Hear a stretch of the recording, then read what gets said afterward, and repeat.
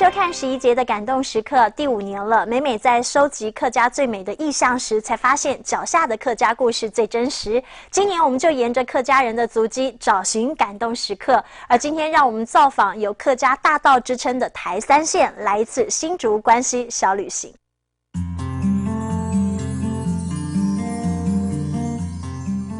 镜像的转角有福至心灵的天地，北台湾的客家重镇新竹北埔，纵然在老街上，却总有最青春的氛围。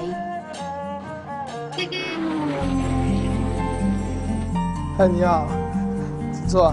往山里走，茶行的小老板已经切好一壶上好、属于客庄的东方美人茶，等着旅人崇拜的眼神和赞叹。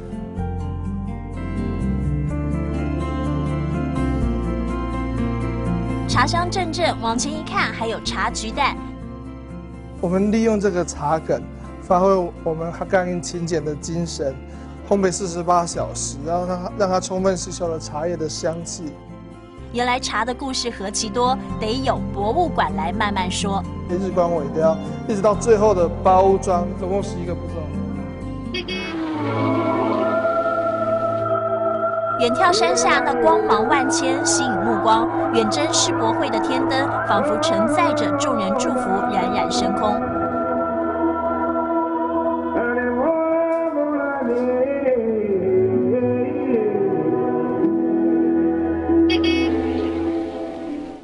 天光渐暗，这间有新世代接手的老餐厅，飘出阵阵老菜谱的香气，让人想起客家妈妈的好手艺。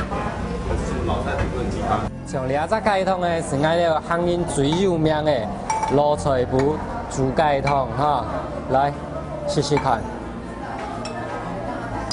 这个鸡汤呢没有办法现场来就有，一定要前1日预定，然后早上一来就帮您炖。